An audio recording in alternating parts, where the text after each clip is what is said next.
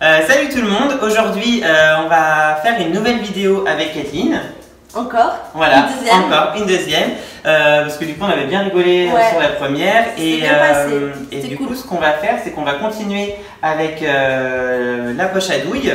Donc l'année dernière fois on avait fait des macarons avec une poche à douille. Et donc là on va continuer avec une recette de pâte à choux.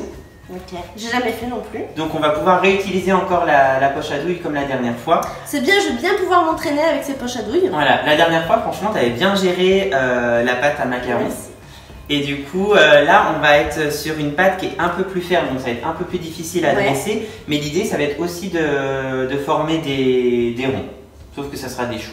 D'accord. Donc ça va être des choux à quoi? Au fromage, c'est ça? Donc ça sera des... Donc c'est salé là cette fois-ci. Oui, c'est des salés, c'est des gougères alimentales. D'accord, ça s'appelle comme ça. Okay. Voilà, c'est des gougères. Donc en fait c'est simplement de la pâte à choux avec des mentales râpées en plus. Moi j'ai pesé tous les ingrédients pour commencer. Et j'ai préchauffé aussi le four à 210 degrés. 210 degrés. Ok. 210 degrés, chaleur tournante. Ok. Voilà. Il me fait rire. Le plus long ça va être la cuisson. 25 minutes à peu près, 20-25 minutes. Donc on va pouvoir commencer à faire la recette. Donc on vous laisse avec le reste de la recette. Le reste de la vidéo.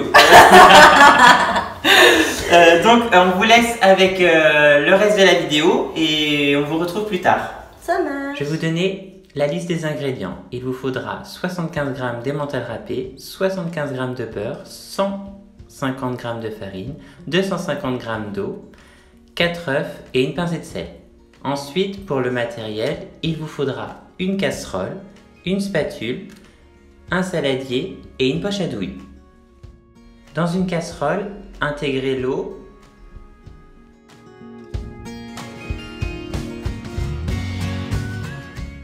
je chauffe ma casserole à feu vif pour accélérer la fonte du beurre.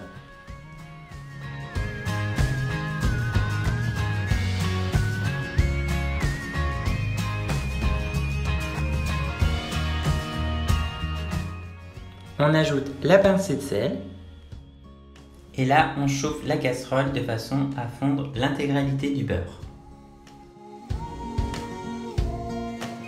Quand le beurre est complètement fondu, hors du feu, on va pouvoir intégrer la farine.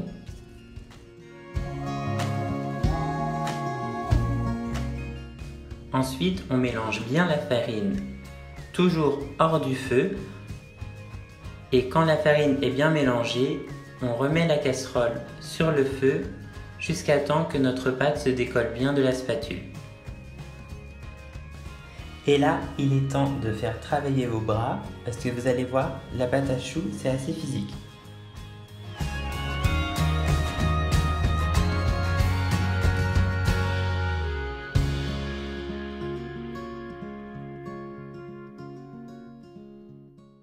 Et là, Kathleen vous montre que, effectivement, la pâte à choux, ça fait les bras. Je prends le relais à ma collègue et je m'assure que la pâte se décolle bien de la spatule pour ensuite la transférer dans un saladier.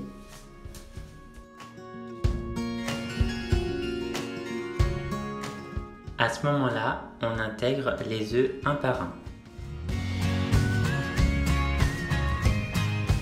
Ça fait comme si ça déphasait, ça se séparait, mais c'est normal. Okay. Tu mélanges un petit peu et là tu peux en remettre un autre. En fait, ça peut se faire au robot si on veut. D'accord. Mais bon, tout le monde n'a pas forcément de robot. Et je trouve ça un peu dommage d'utiliser un robot juste pour cette étape-là.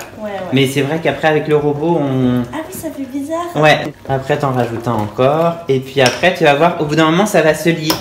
Ça va redevenir une pâte, ouais. Uniforme, quoi. C'est ça. Et après, tu sauras faire de la pâte à choux. Mais ouais, grave, j'ai jamais fait ça non plus.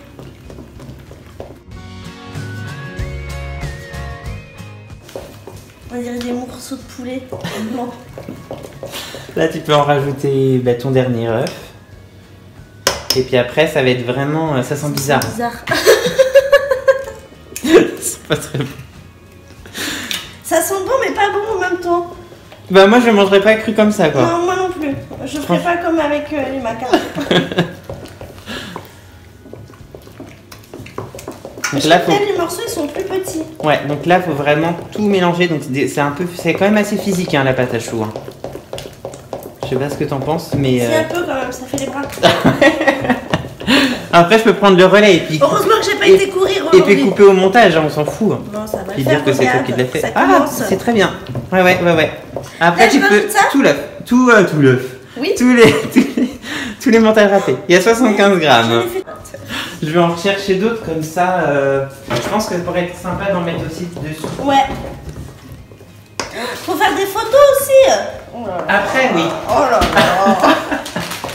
Oui, mais on fera peut-être pas des photos de nous. Si c'est tout un truc. Moi aussi quand même. Si. Bah oui. Bon, après, la dernière fois, on n'a pas mis longtemps. Non, bah en même temps, on n'avait pas trop de temps.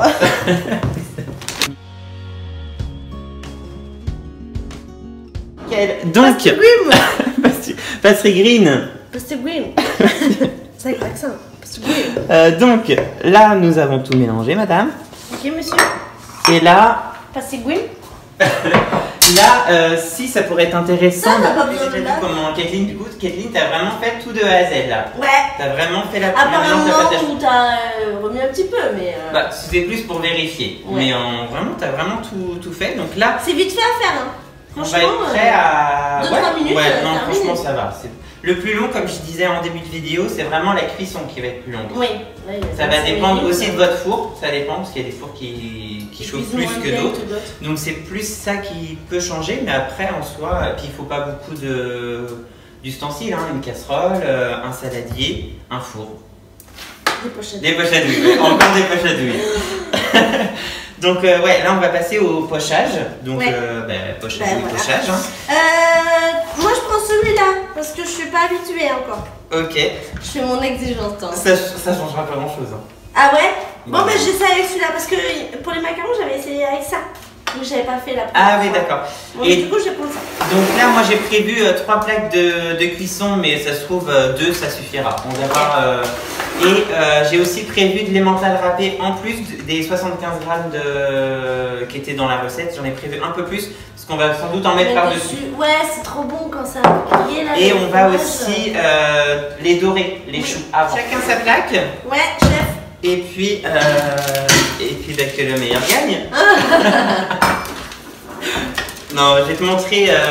Comment on fait ouais, déjà pour la remplir, ce que je fais, c'est que je. Ah oui, comme les macarons encore. Voilà. C'est pareil, c'est la même chose. Voilà. Si toi tu me laisses comme ça. T'es merde de toi. Et prends-la comme. Je vais te montrer comme. J'ai peur. Je vais te montrer. Voilà. Comme un cornet. Comme ça, ok. Là je me suis foutu le vidéo.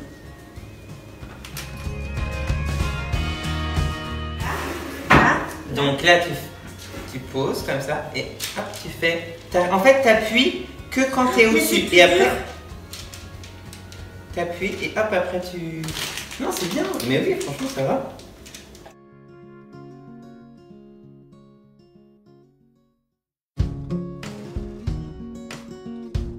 Gonfler, je pense. Toi t'aimes tout ce qui est gros de toute façon. Et du coup, là j'ai cassé un œuf. Oui. Je l'ai fouetté avec une fourchette. Donc t'as mis tout l'œuf. Ouais, tout l'œuf. Blanc et jaune. Ouais, blanc et jaune. Et là ils mettent que du jaune. Hein. Ah ouais, non. Parce que si on met que du jaune, le risque c'est que ça prenne trop de couleur à la cuisson. D'accord.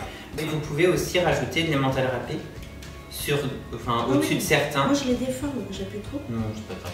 Du coup, ouais, j'en profite pour me présenter. Je me suis pas présenté. Pour ceux qui me connaissent pas, j'ai un blog qui s'appelle pastrygreen.fr où on retrouve aussi des recettes salées comme sucrées. On retrouve des articles sur la décoration, sur des balades que j'ai pu faire. Il est polyvalent. Il fait donc voilà, n'hésitez pas. Franchement, pardon de te couper, non, mais franchement, il est trop bien son blog. Moi, il est clair, net. Enfin, je le trouve même esthétiquement, il est joli, il est agréable à regarder. Non, j'aime beaucoup. Franchement, allez faire un petit tour, hein, ça coûte pas. C'est gentil, merci du compliment. Et du coup, voilà. Après, n'hésitez pas à aller voir, à checker sur internet, du coup, pastrygreen.fr. Et t'as ton compte Instagram. Voilà, j'ai mon compte Instagram aussi, c'est pastrygreen, tout simplement, pastrygreen, comme le blog. Pareil, où je poste des photos de pâtisserie, de décoration, un peu de lifestyle, voilà, des chiens, de mes animaux, un peu de ma vie, de mes découvertes, comment dire, des villes que je que je visite. Ça peut être un peu, ouais, vraiment, c'est vraiment axé plus sur le lifestyle, pâtisserie, décoration. Donc n'hésitez pas à me suivre si ça peut vous intéresser.